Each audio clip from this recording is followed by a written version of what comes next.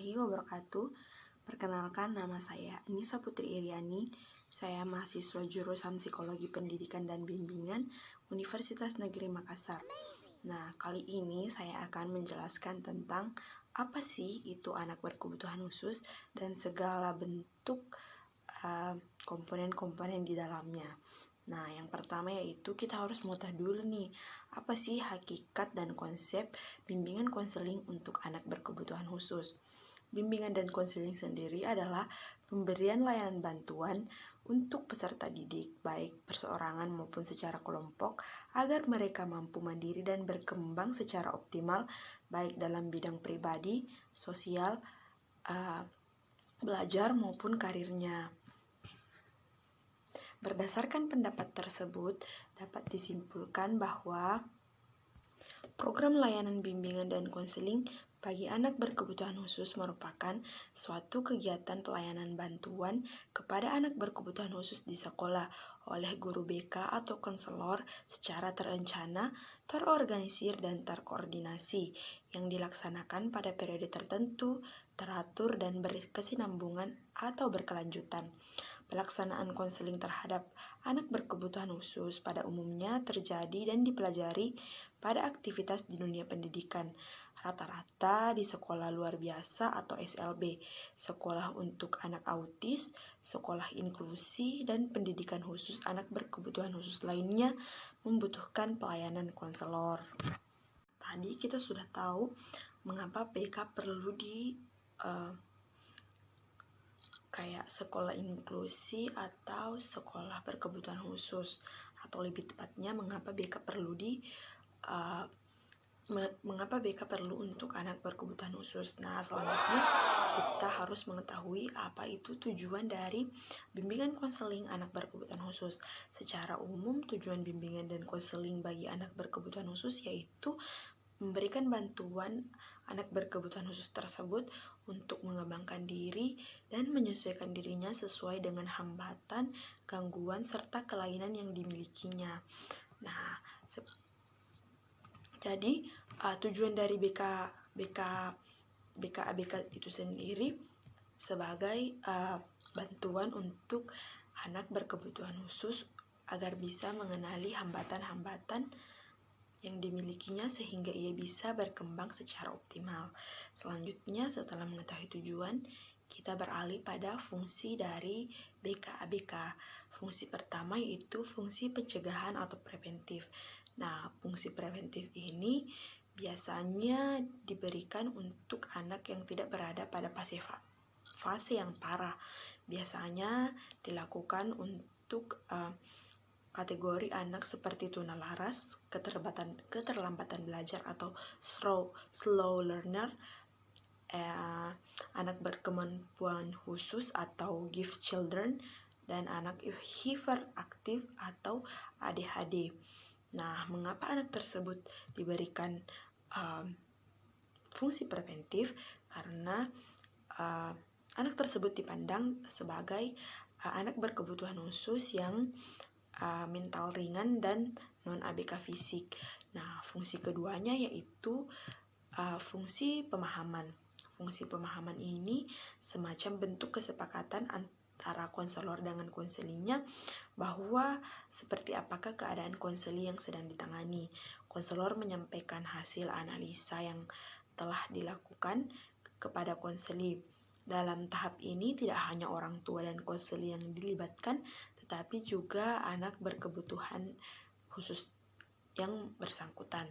Nah, selanjutnya setelah kita mengetahui konsep dasar dari anak berkebutuhan BK untuk anak berkebutuhan khusus, kita akan beralih pada jenis-jenis dari anak berkebutuhan khusus tersebut. Nah, jenis-jenis dari ABK ini dibagi menjadi 5 sesuai dengan kategori yang dimilikinya. Yang pertama yaitu berdasarkan gangguan sosial dan emosional. Nah, yang termasuk dalam kategori ini yaitu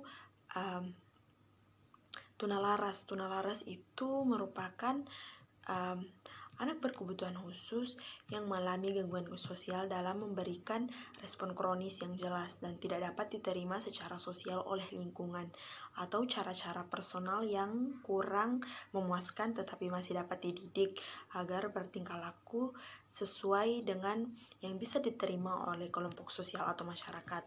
Yang kedua yaitu berdasarkan gangguan perilaku. Nah, berdasarkan gangguan perilaku ini, yang pertama perilaku agresif, yang kedua perilaku antisosial, yang ketiga perilaku kecemasan atau menarik diri, keempat gangguan pemusatan perhatian, kelima gangguan gerak, keenam perilaku psikotorik. Atau psikotorik ini seperti ditunjukkan dengan anak tersebut mengungkapkan ide-ide yang aneh, bicara diulang-ulang, tidak sensitif, dan terkadang memperlihatkan sikap aneh. Nah, untuk kategori ketiga yaitu berdasarkan gangguan fisik. Berdasarkan gangguan fisik ini seperti tunanetra atau yang matanya tidak berfungsi dengan baik, tunarungu yang tidak bisa berbicara dan juga tidak bisa mendengar, dan juga tunadaksa yang mengalami cacat fisik. Nah, untuk kategori keempat berdasarkan gangguan komunikasi. Untuk gangguan komunikasi sendiri yang termasuk dalam kategori ini yaitu autis. Autis ini merupakan gangguan perkembangan yang terjadi pada anak yang mengalami kondisi menutup diri. Gangguan ini mengakibatkan anak tersebut mengalami keterbatasan baik dari segi komunikasi, interaksi sosial maupun perilakunya. Nah, yang selanjutnya yaitu tunawicara. Tunawicara ini biasanya dia tidak bisa mendengar dengan baik. Yang terakhir yaitu berdasarkan gangguan intelektualnya. Nah, berdasarkan gangguan intelektualnya ini dibagi menjadi 4. Yang pertama yaitu anak indigo. Nah, jangan salah nih kawan-kawan, anak indigo itu termasuk anak berkebutuhan khusus meskipun dia tidak memiliki kelainan secara fisiknya, tetapi karena intelektualnya bisa dikatakan melebihi dari orang biasa, dia termasuk anak berkebutuhan khusus. Selanjutnya yaitu tunagrahita, kemudian anak lamban belajar atau slow learner, dan juga anak berkesulitan belajar. Nah, setelah kita mengetahui tentang jenis-jenis dari anak berkebutuhan khusus, selanjutnya kita akan membahas tentang permasalahan serta kebutuhan anak berkebutuhan khusus. Seperti anak normal lainnya, anak-anak berkebutuhan khusus itu biasanya bermasalah dalam 4 bidang. Yang pertama yaitu bidang pribadi, yang kedua bidang sosial, yang ketiga bidang belajar, dan yang keempat yaitu bidang karir. Nah, itulah tadi bentuk-bentuk permasalahan yang biasa dialami oleh anak berkebutuhan khusus. Seperti orang normal lainnya juga, kebutuhan anak ABK itu sendiri mengikuti pada teori Maslow, yaitu teori hierarki kebutuhan Maslow. Yang pertama yaitu kebutuhan fisik atau fisiologis seperti makan, tempat tinggal, sandang, begitu-begitu. Yang seperti itulah. Yang kedua yaitu kebutuhan akan rasa aman atau safety. Yang ketiga yaitu kebutuhan akan rasa memiliki dan cinta atau belonging and love. Nah, yang keempat kebutuhan akan rasa dihargai. Untuk mencapai kompeten ini, anak ABK juga perlu rasa dihargai pada dirinya meskipun mereka memiliki sesuatu yang berbeda dari anak normal lainnya. Kita mesti tetap menghargai keberadaan anak ABK itu sendiri. Kemudian setelah kebutuhan akan rasa dihargai, yang kelima yaitu kebutuhan estetika, dan yang keenam yaitu kebutuhan aktualisasi diri. Nah, kebutuhan aktualisasi diri ini seperti dengan anak normal lainnya, anak ABK juga perlu menemukan dan menyadari potensi dirinya. Nah, seperti yang sudah dibahas tadi bahwa ada beberapa jenis dari anak ABK itu sendiri. Nah, kali ini kita akan membahas tentang BK untuk beberapa jenis dari anak berkebutuhan khusus. Yang pertama yaitu BK untuk ADHD atau ADHD sendiri itu seperti gangguan hiperaktif pada anak. Nah, ditinjau dari segi psikologisnya, hiperaktif adalah gangguan tingkah laku yang tidak normal yang disebabkan disfungsi neurologis dengan gejala utama tidak mampu memusatkan perhatian. Nah, sebagai konselor sekolah, kita membantu meningkatkan konsentrasi dari siswa ADHD tersebut dengan menggunakan mind mapping atau brain gym. Nah, setelah ADHD tadi, selanjutnya yaitu untuk anak autis. Kalian pada tahu nggak sih apa bedanya ADHD dan autis? Nah, autis itu merupakan gangguan perkembangan yang kompleks, yang gejalanya meliputi perbedaan dan ketidakmampuan komunikasi sosial, kemampuan motorik kasar, dan kemampuan motorik halus. Kadang-kadang anak autis juga mengalami gangguan kemampuan intelektual. Dalam menangani anak seperti ini, pelaksanaan BK yang bisa dilakukan yaitu identifikasi, solusi atau program BK kemudian kita laksanakan. Maksudnya di sini karena anak autis itu tidak memiliki keadaan yang sama satu sama lain. Jadi kita harus melakukan asesmen dulu sebelum merencanakan layanan yang akan diberikan. Setelah autis, selanjutnya yaitu retardasi mental atau tunagrahita. Retardasi mental sendiri itu merupakan anak yang fungsi intelektualnya secara signifikan berada di bawah rata-rata, sebagaimana diukur oleh tes intelijensi yang dilaksanakan secara individual. Bentuk layanan yang bisa diberikan yaitu layanan orientasi, layanan pembelajaran, dan juga layanan konseling individu maupun layanan konseling kelompok. Nah, selain anak-anak yang mengalami kebutuhan khusus seperti itu, anak berbakat dan juga anak yang memiliki kemampuan khusus seperti anak berbakat atau anak gift juga bisa diberikan pelayanan BK.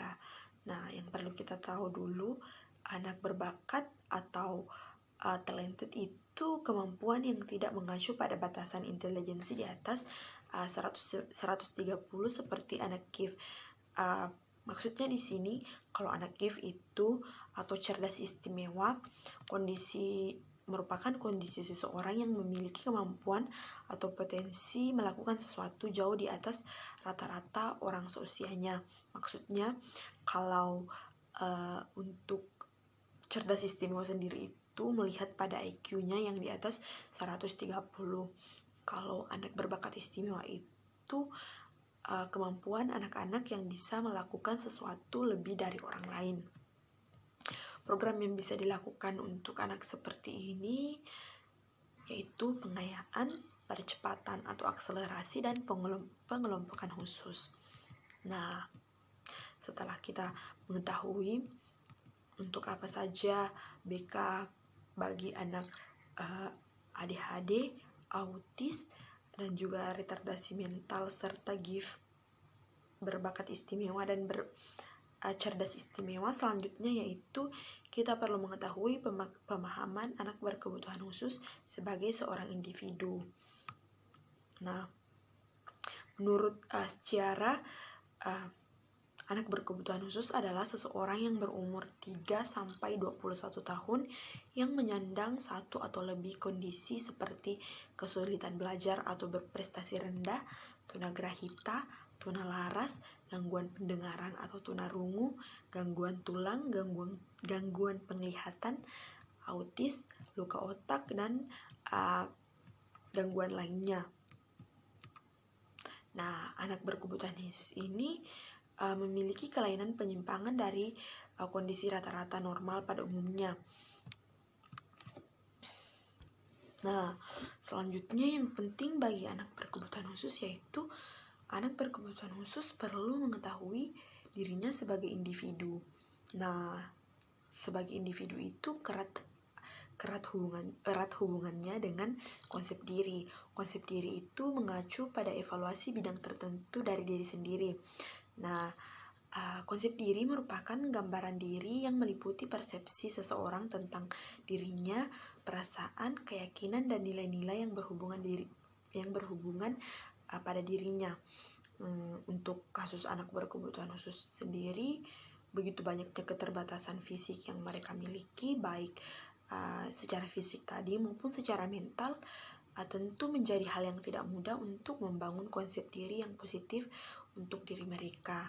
Dalam realita yang ada banyak penolakan di mana terbangun persepsi yang buruk yang diberikan oleh lingkungan untuk anak berkebutuhan khusus.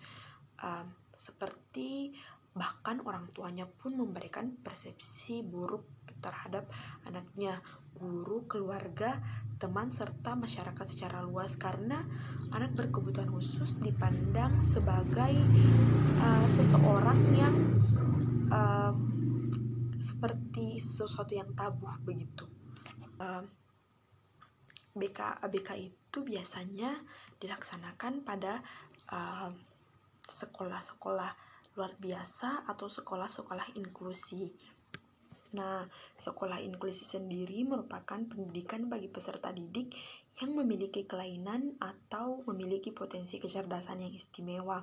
Pendidikan inklusi merupakan salah satu program dari kebijakan pemerintah untuk memberikan pelayanan bagi anak berkebutuhan khusus dalam menempuh pendidikan reguler seperti anak-anak normal lainnya.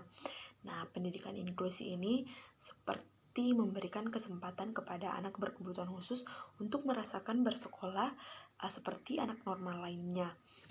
Selanjutnya yaitu tujuan dari pendidikan inklusi itu sendiri.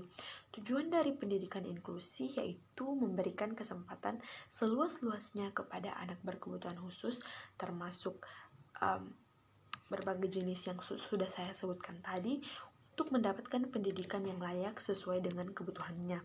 Yang kedua yaitu membantu mempercepat program wajib belajar pendidikan dasar. Yang ketiga, membantu meningkatkan mutu pendidikan agar lebih baik untuk pendidikan dasar, menengah, dan menekan angka tinggal sekolah atau putus sekolah. Nah, kendala-kendala implementasi untuk pendidikan inklusi sendiri itu ditemukan beberapa. Yang pertama yaitu minimnya sarana penunjang sistem pendidikan inklusi.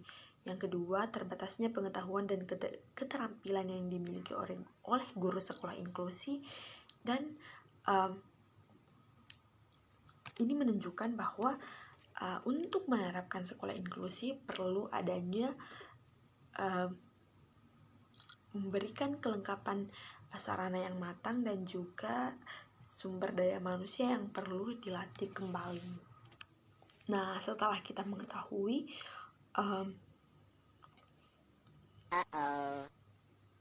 selanjutnya, setelah kita mengetahui bahwa apa itu sekolah inklusi, selanjutnya kita akan membahas tentang konsep dasar asesmen untuk anak berkebutuhan khusus. Nah, asesmen merupakan salah satu kegiatan evaluasi berupa proses pengumpulan informasi tentang kekuatan dan kebutuhan anak yang digunakan untuk membuat program pembelajaran anak secara individual. Asesmen itu sangat penting dalam proses pelaksanaan BK. Mengapa saya katakan demikian? Karena dari asesmen kita bisa tahu kebutuhan apa saja yang sangat urgent dibutuhkan oleh siswa, sehingga sebagai guru BK kita membuat program sesuai dengan kebutuhan siswa yang kita tangani. Nah, beberapa tujuan dari asesmen BK untuk ABK itu sendiri yaitu sebagai alat untuk mengetahui kemampuan anak, untuk mengetahui hambatan belajar anak, dan untuk mengetahui pencapaian perkembangan anak dan mengetahui kebutuhan belajar dari anak tersebut. Selanjutnya yaitu teknik asesmen untuk anak berkebutuhan khusus. Pasti kalian bertanya-tanya, apakah teknik asesmen itu sama dengan teknik asesmen yang diberikan untuk anak normal? Nah, untuk anak berkebutuhan khusus sendiri, penilaian acuan normatif merupakan teknik asesmen yang digunakan untuk anak berkebutuhan khusus. Selanjutnya itu penilaian acuan kriteria, inventory informa, analisis contoh pekerjaan, analisis tugas, observasi, daftar checklist, dan juga skala rating. Nah, Dalam melakukan asesmen, terdapat etika dan langkah untuk anak ABK. Yang pertama yaitu seseorang harus memegang teguh kehormatan dan martabat profesi. Sebagai guru bimbingan konseling, kita harus mematuhi kode etik yang telah berlaku. Yang kedua yaitu membangun reputasi berdasarkan kemampuan masing-masing. Sebagai guru BK, kita memiliki kemampuan pada bidang kita sendiri, jadi kita harus membangun reputasi yang baik dalam melakukan asesmen ya. Selanjutnya, memiliki tanggung jawab terhadap tugas-tugas yang dibebankan sebagai asesor kompetensi. Yang keempat, bertindak bijak, jujur, menghindari konflik of interest dalam melaksanakan tugas, mengutamakan keselamatan, keamanan, kesehatan dalam melaksanakan tugas profesinya atau kesehatan, keselamatan, dan keamanan kerja. Yang keenam yaitu sebagai konselor kita tidak memperbolehkan tugas asesmen itu